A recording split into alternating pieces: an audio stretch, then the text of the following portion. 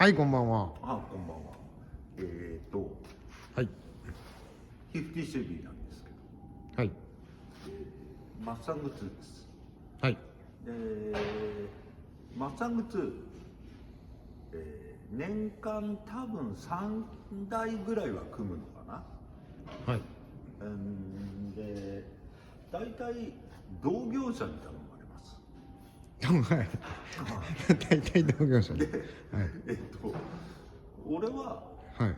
簡単だから自分でやってくださいと言うんですけど、はい。みんな簡単だと思わない。はい。今日はもしかして簡単にマスタング2の組み方ですか、今日。簡単じゃないんだけど、簡単じゃないんですか、結局。どういうことなんですか。マス2はなんで簡単と俺が思うかっていうと、はい。はい。実際はそこにしか組めないようになってる。はい。で、例えばリアの4リンクとかは設定の厳しいやつは結構大変なんだけど、はい。マス2に関してはもうそこに組む以外ないのがほとんどなので、はい。理解すれば、はい。簡単だと思います。理解すれば簡単。はい。理解すれば簡はい。単。はい。それでじゃあマス2、誰でも組めるマス2講座っていうことでいいですかね。誰でも溶接ができれば。ははい。はい。お願いします。まあ楽しみですね。はい。今回の仕事はですね、はい。ちょっと不思議な依頼で、はい。エンジンルーム内をやたらときれいにしてくれと。何が、はい。不思議な依頼なんですか。外は別に、なるほど。外、こんなこと言っちゃう。外よりも中をきれいにみたいな。そういう依頼で、はい。まあまあそれは置いといて、まあ見ての通りの感じなん綺麗でけど。ですすね。でもワイヤーはいロールから、フェンダーの内側から、はい、非常に、はい、綺麗です。じゃあまあマスタング2、はい。マスタング2ははい。大きく分けると、このエンジンメンバーはい。とこのハットをはい。溶接してつけることで、はい。もう決まっちゃいます。はい。そうですね。もともとそうじゃあどこにつけるかっていう話になるんだよね。はい。どこにでもつけられちゃはい。う、のをどこにつければいいんでしょう。それがポイントなんだけどね。はい。そこがみんながちょっとどうしようってなるところですよね。はい。それさえ理解すればということなんですけど、はい。ちょっまあ、その位置の出し方っていうことですよね。この、と、こ位置この。の出し方だね。逆に言うと位置が出ちゃえば、そこにつける以外の選択肢がないっていう。はい。これ今回はエンジン降りてますけど、乗ったままでやるパターンもありました。ほとんどない。基本的にはエンジン下ろしっていうことですか。エンジンがついてると、はい。後でちょっと説明するんだけど、一個絶対できないことが出てきちゃう。あ、そうですか。はい。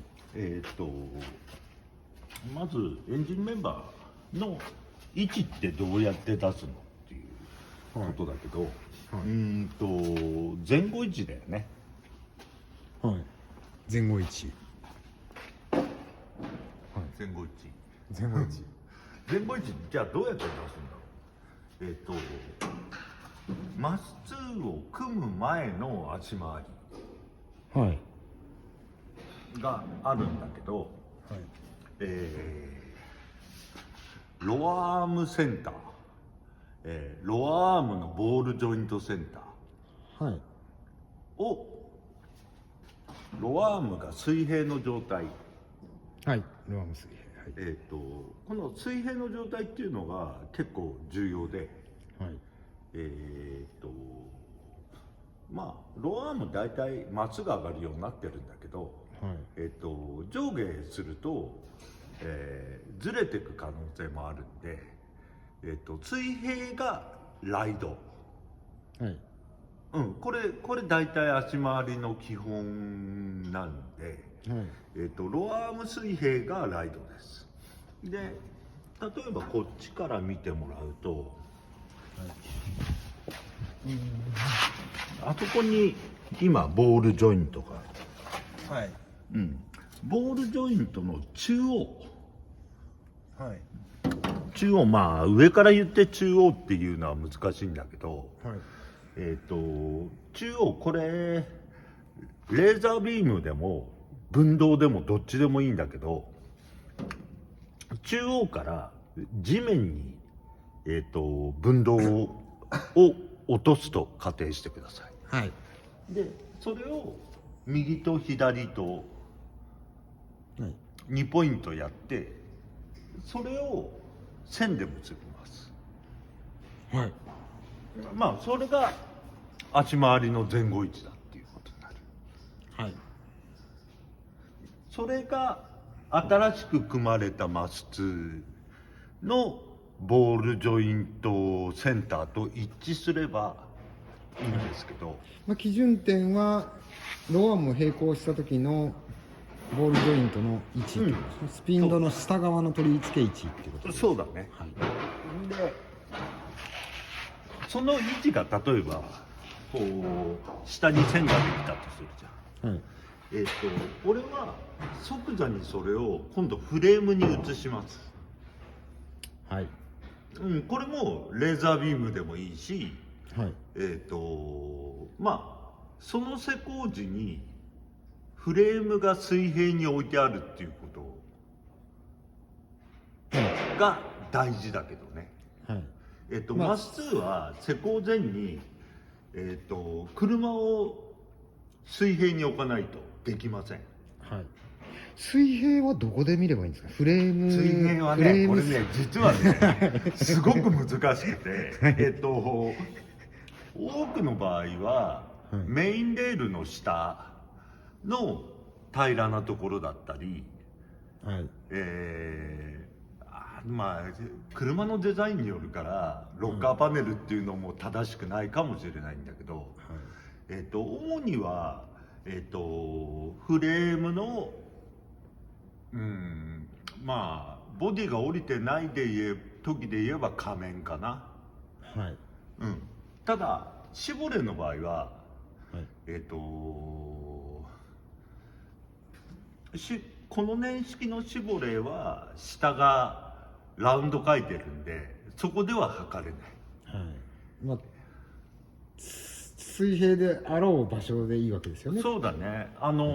トラックなんかはね、ここ水平だろうなっていうことになるんだけど、まあ実際厳密に車両を水平って考えるのはかなり難しくなっちゃうね。まあ、同じ高さの馬を使うんだったら水結構平で水平だけどあるね同じそのポイントにかけることによってほぼ水平みたいなことが出るっていうことですかね。まあただかける位置がいい位置がある水準器を当てて、はいここが水平であろうっていうところに水準器を当てたとして、はい微調整はする。これ微調整って馬ではなくて馬に何か挟んでいくと。馬にかけるのはそうだけどその水平をきれいに保つためにちょっとこうスペーサーをかましていって、そうだね。きれいに水平で固定できるようにっていうだってしてから、はい厳密な水平って馬かければ水平って言うけどいや僕はそんなこと思ってないですよ。はい地面が水平じゃない可能性まあはすごく高くて、まずやることはじゃあ純正の足回りをばらす前にその作業ということですね。フレームをそうだね。水平にフレームを水平にする。設置して足回りのさっき言った位置のところに床に、はいさっきこのボールジョイントを結んだ線って言ったじゃん。はいそいつを、フレームに移す時って、例えばレーザーで垂直線を出すのが一番確かだと思うんだよね。はい横から見て。はいでその時フレームが水平じゃなければ、意味がなくなっちゃうんで、そうするとこれもう外が見えないんだけど、この辺に線が発生する。多分この辺ね。はいそれを、フレームに、まず描いちゃいます。はいフレームに即座に写しちゃう理由は車が動く可能性があるんで、はい一応これまあ大体メジャー測定しかできないんだけど、ミリ単位の内容になるんで、はい例えばフレームだけ馬に置いといても、誰かが蹴飛ばすとフレームは動くんで、はいでまあその足回り中鎮線はいに対してロアームをつける。ロアームをつけエンジンエンジンメンバーをつける。エンジンメンバーはいエンジンメンバーをつける。これもじゃあ宇田さんのやり方だともうエンジンメンバーのセンターと今のチェックのを合わせるっていうそうイメージで、そうだね。それが簡単ですね。エンジンメンバー取り付けのセンターは一応出せるんだ。で、この俺が使ってるマス2の設計だとエンジンメンバーのセンターと、ボールジョイントのセンターは一致してるはずだ。はいはいまあ、キットによって違うかもしれないけど宇田さんが使われてるのはまあそうだっていうことです。そうだね。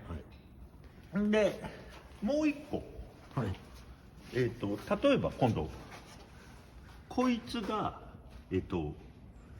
左右どこにつけるんだっていう話になると思うんですけど、エン今ジンメンバーですか。はい、前後の話をしたんだけど、左右難しいんですか。なんか左右は左右はなんとかと思ったんですけどそういうわけじゃないですね。左右はまあ言ってみればフレームがちゃんとしてれば、はいフレームが曲がってるわけじゃなければ、まあ例えばこっからここの距離、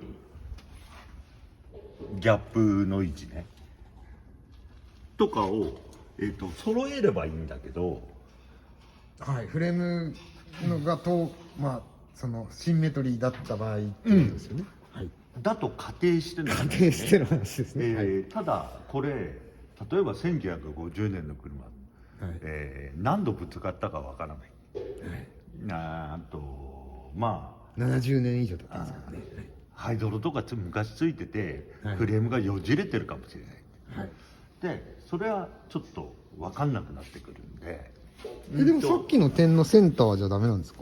センターははいダメなんですね。はいすみません。一応はいこの場合だとラジサポの中心を1回取ります。はいまあラジエーターが真ん中についてるかどうかっていうとこれも疑問になってくるんで、一応両フレームから等距離のポイント、まあそれってこのセンターになるんだけど、はいを取ります。はいで、今度前から見てみて前回って、はいミッションメンバーのあそこに2つこれもミッションメンバーの穴開いてるんだけど、はいあそこの中心でをセンターとまあ後付けされてるんで、こんなもん信頼できない、という前提に立つと、両フレームから測定したセンター。はいはいあこのちょっと前と後ろで取ってつなげたところをセンターそうだね。この場合はレーザーが一番適してると思うんだけど、このセンターとそのセンターをレーザー通して、こいつのセンターが一致すれば、まあよほどいいでしょうということですね。だから横方向の考え方と今縦方向を指示したんで、それでもロアアームはつきます。あ、ローアームごめん、エンジンメンバーはつきます。はいすぐローアームって言っちゃうんだけど、はいエンジンメンバーからローアームが生えてるんでそういうことなんですね、うんはいエンジンメンバーついた時点でローアームの位置が決まると思もうエンジン今このローアームエンジンそうですねもう言い間違えましたけどエンジンメンバーがついた時点で他の全ての位置が決まってくる感う。そうだね。今でももともとの基準は今言ったこのセンターと、本当ボールジョイントの位置っていうことで、で、その2ポイントを、まあ一応俺のリミットとしてはできれば1ミリ以内。はいまあ大体これメジャーでしか読めないから、メジャーで読む限りは0を目指すっていうはいことですね。非常に分かりやすかったです、僕にも分かりました、それだけですって言ってもいい。はいはあとはもう作業っていう感じですよね、もう今のところがみんなちょっとどっから基準取るんだっていう、い。で、はいみんながね本当フォーリングとかは割と平気で組むんだけど、マス2はちょっとっていうじゃんね。あそうなんですか、はいマス2俺はむしろマス2の方がはっきりしてて内容がはっきりするんで、むしろ分かりやすいんだけど、でまあそれでローアームができました、ローアームじゃないエンジンメンバーができました、でさっき言ったようにここに線ができてます、まあ線はないんだけどまあそのエンジンメンバーのもともとは書いてあるってことです、中央ね、はいそれにこいつの中央を合わせます。これはエンジンモードごめん。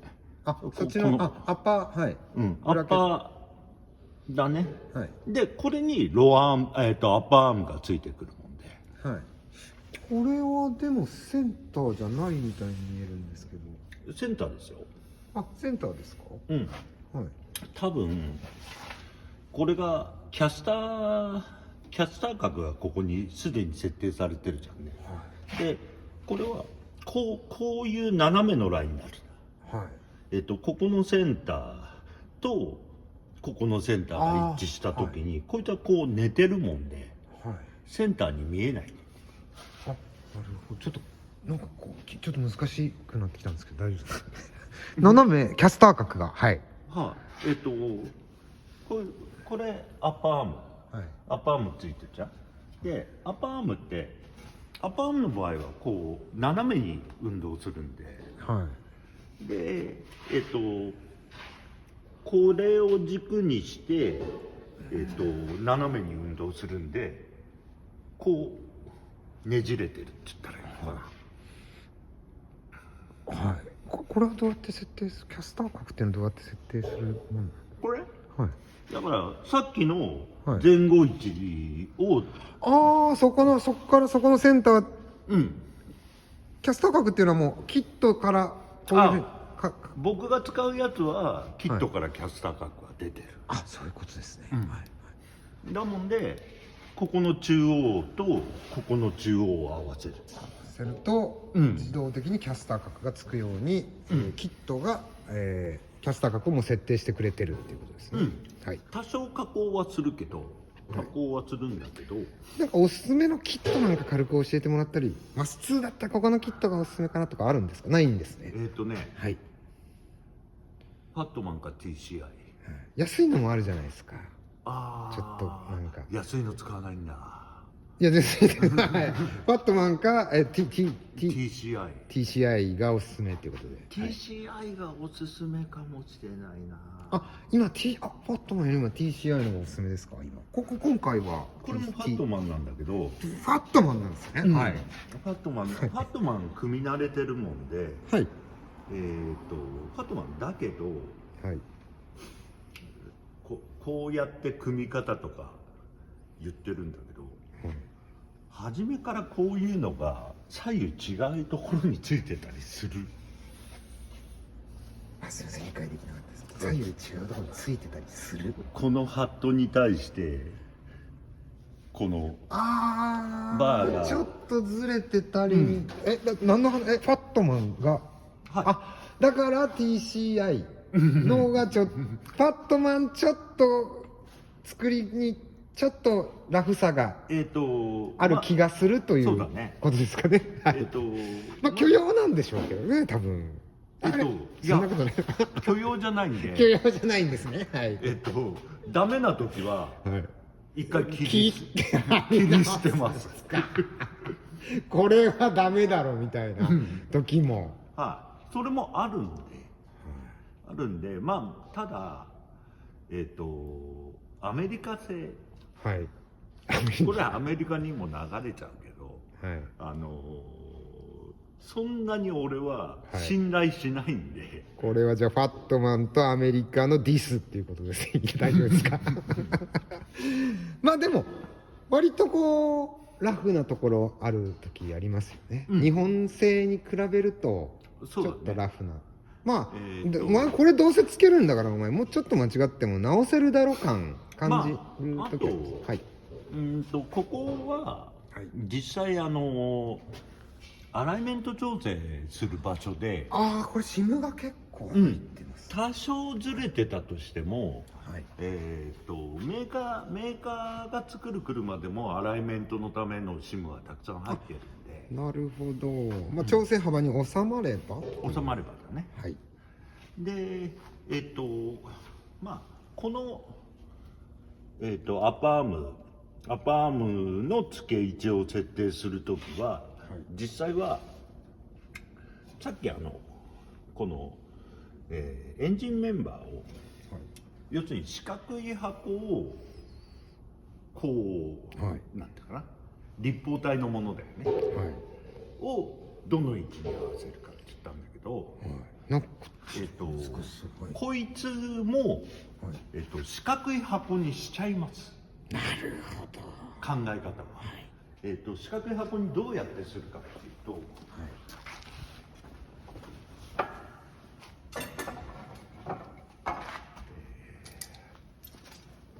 常磐の上とかで、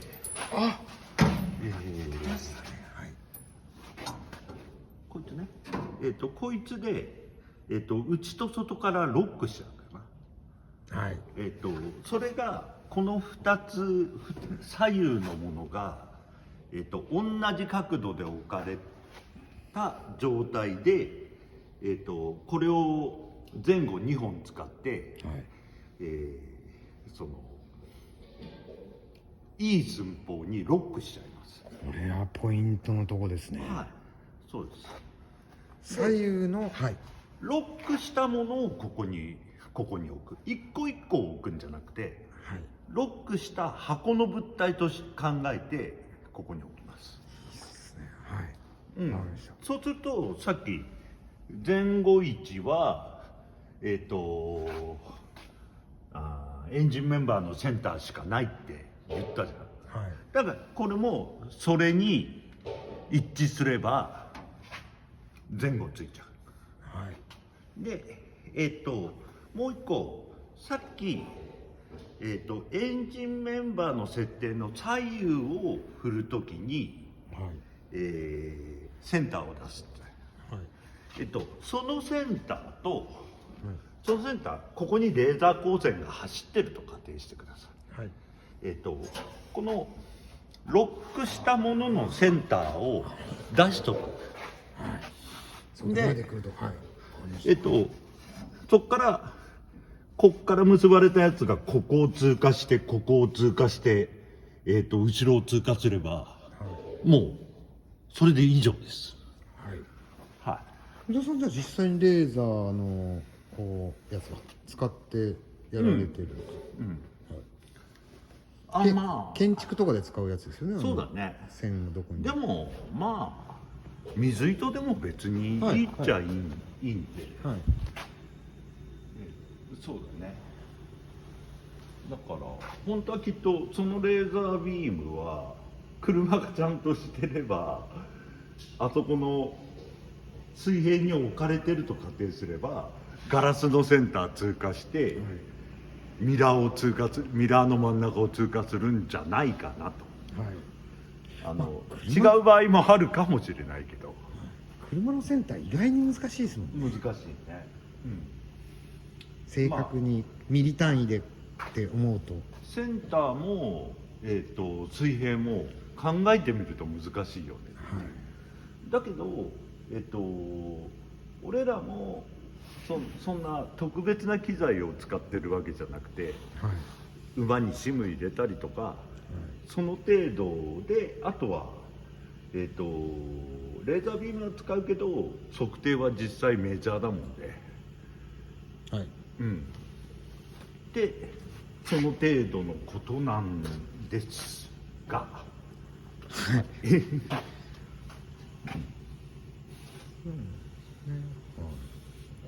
じゃあさっきこの左右のアームをロックするっつったんだけど、これをロックするっつったんだけど、その時に2本つながれてる、前と後ろがね、その時の寸法は、ファットマンの場合はファットマンが指示してます。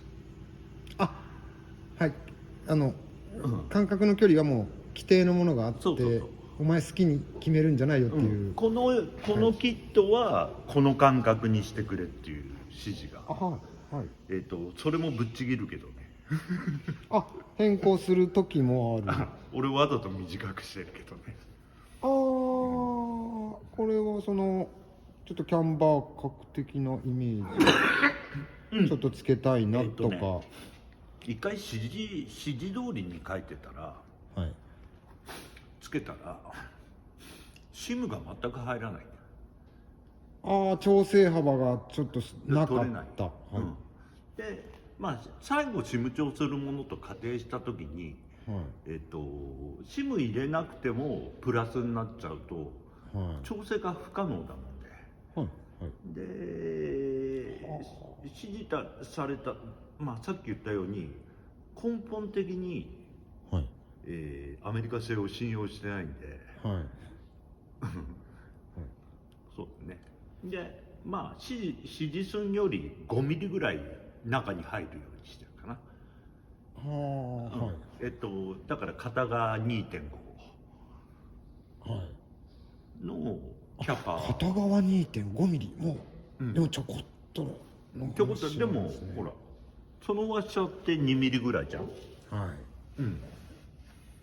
これは今のところちょっと経験の皆さんがちょっとなかなかやれない点なんですよね。そうですけどね。それはダメじゃんこれっていうのを一応経験してるからだけど、ちょっとこれでもこう短くすることによってキャンバー角がついてくものってワッシャー入れなきゃね。ワッシャーっていうかスペーサー入れない状態で考えると若干キャンバーが増すっ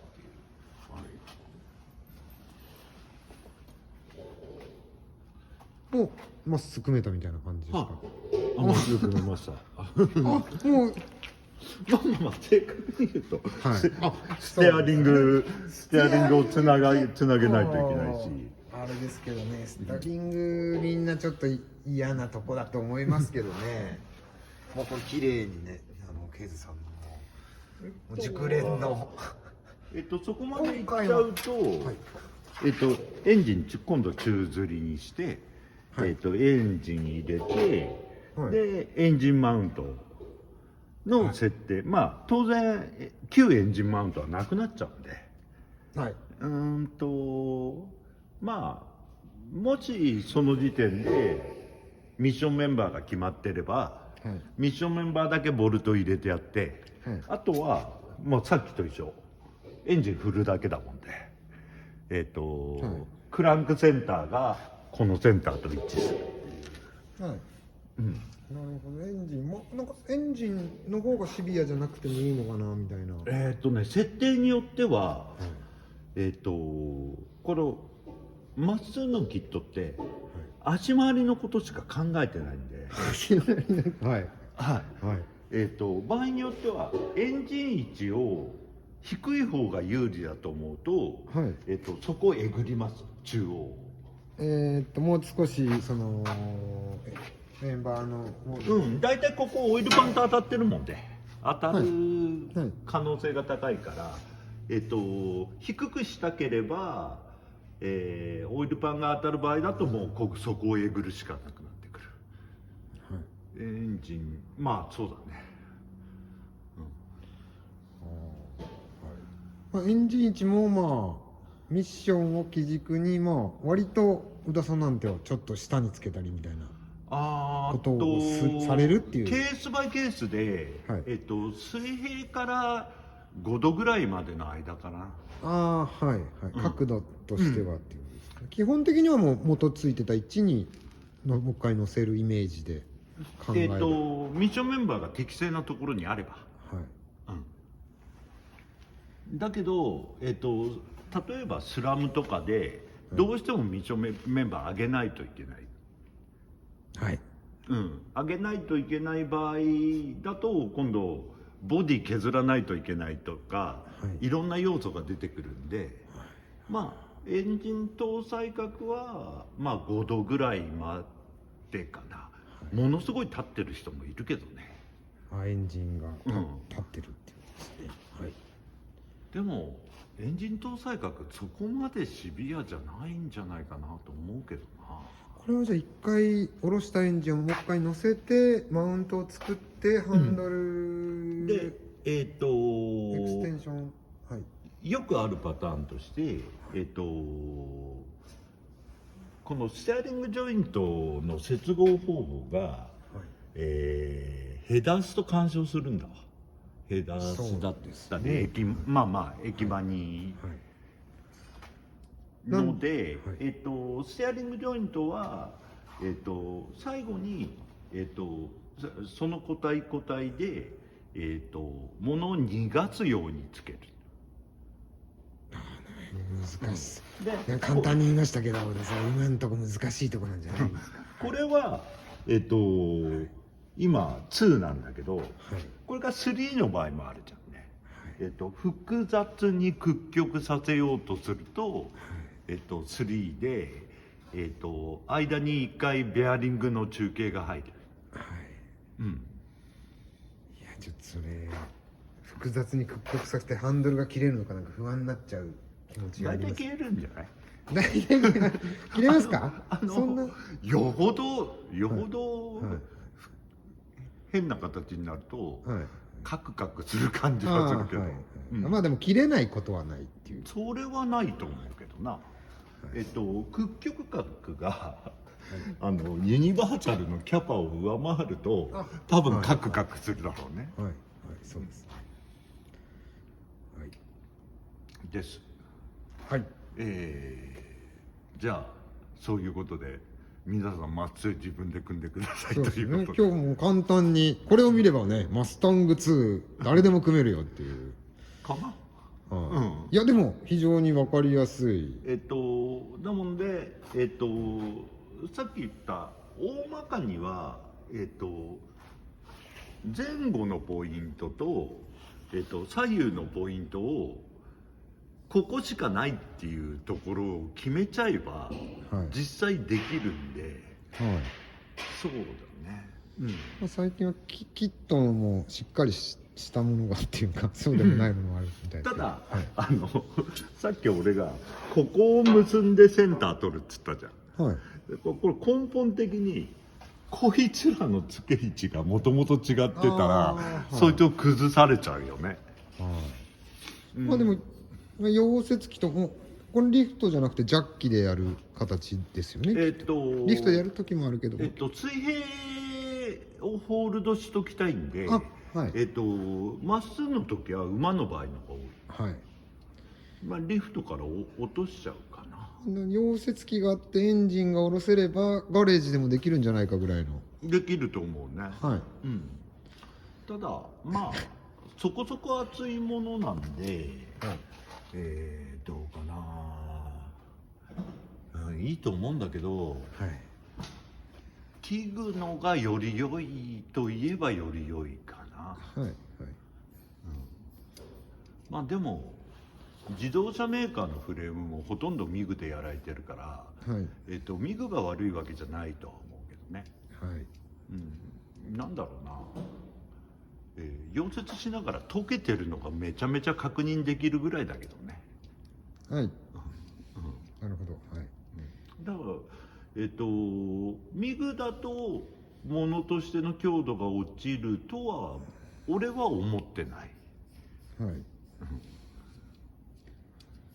そうですね、ちょっと溶接もしっかりやりたいところですね、はいまあこれでね全国にマスタング2組む方が、ね、いっぱい出るんじゃないかと思いますけどねこの「How to マス2 How to」で宇田さんのでした。はいありがとうございます今日ははいはい、以上です。はいありがとうございましたはいあもう待ってんの。はい今大丈夫ですマス2を組むんだったら、はい同時に全ての物資を、はいあ用意しとくといいと思います。そのキット以外に。簡単に全ての物資っていうと簡単に教えてもらうとまあ物資、まあこういうところに入ってる。これは入ってないんですか入ってるんだけど、はいポリウレタンの物質ってそんなに長寿命じゃないじゃんね。はいまあカスタム部品ほとんどそうなんだけど、でマス組むメリットの一つとしてなんだろうな、ブッシュやなんかが出どころがもうはっきりしてる。あと入手が可能だっていう。すみません予備で用意しといた方が予備で用意しといた方がいいと思もう一緒に追加で買っとくぐらいのイメーう。ジそうだね。それのがいいんじゃないかな。はいはいっていうのは例えばもう30年代とか、まあ40年代でもはいまあマス前のそのブッシュとか、はいマス前の足回りのブッシュはいとかって出ないわけですかなかなか、出たとしても探し出すのが大変はいで、こいつの大きな利点は全部ニューになって、なおかつ、入手も確実に分かる。はいそれは大きいことだと思うんで、はいで、物資も、スペアを用意しとくとよりいいんじゃないかなと思うんだけど。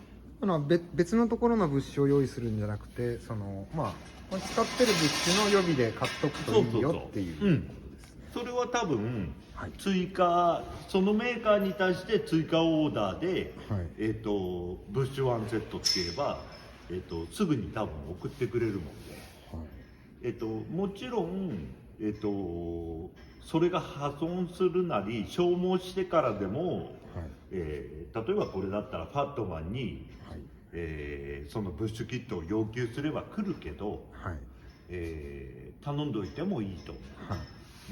長い目でちなみにさっきもちらっと回ってない時に話したんですけどこれ何のためにマスタング2っていうのを組むかっていう話だけ最後じゃあ追加でそうですね。はい宇田さんにお客さんの希望で組んでるんであれですけどうちの場合はエアサスと一緒になることが多いんだけど、車高を落とすためっていうのも本来はでも車高を落とすためのものじゃないよね。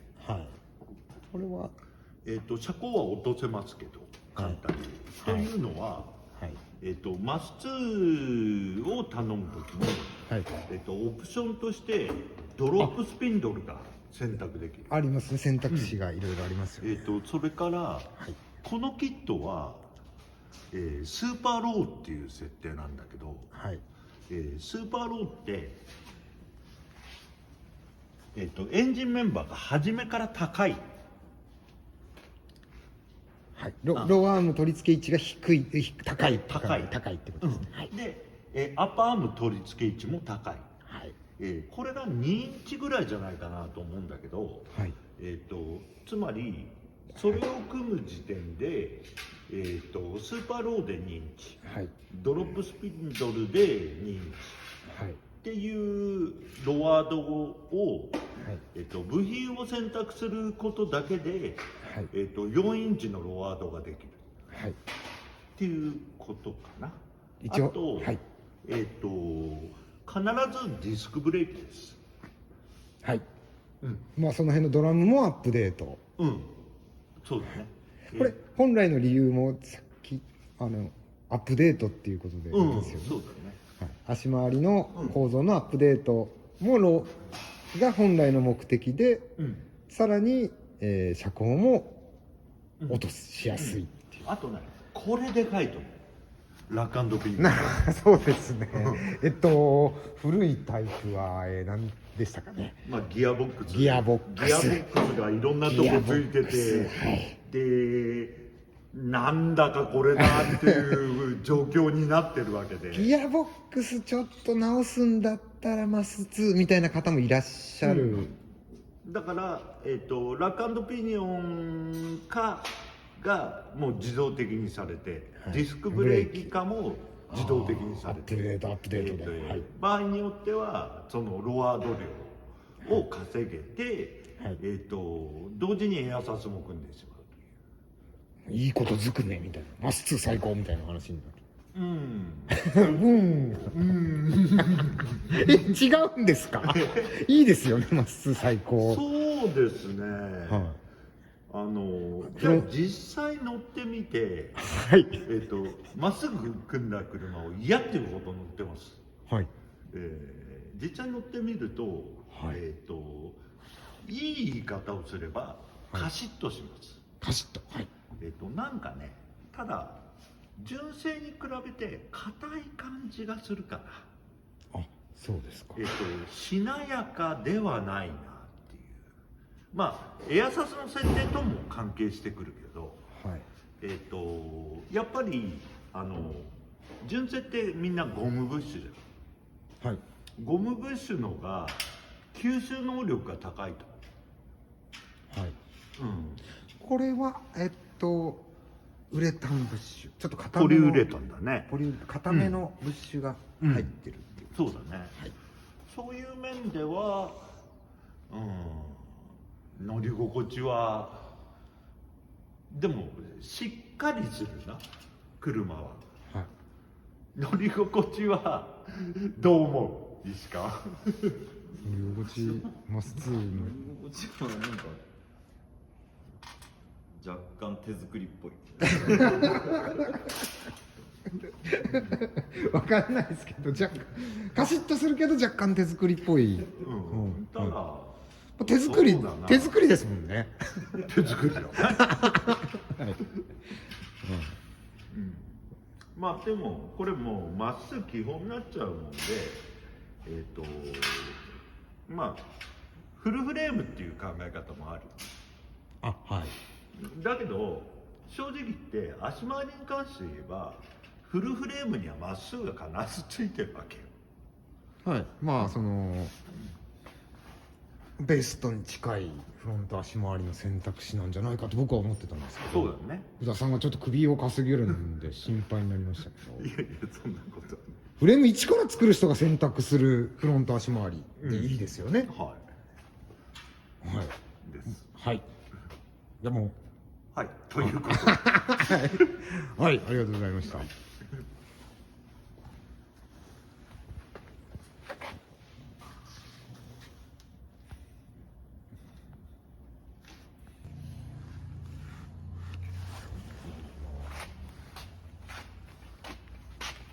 じゃねえけどいいか。普通に、はい。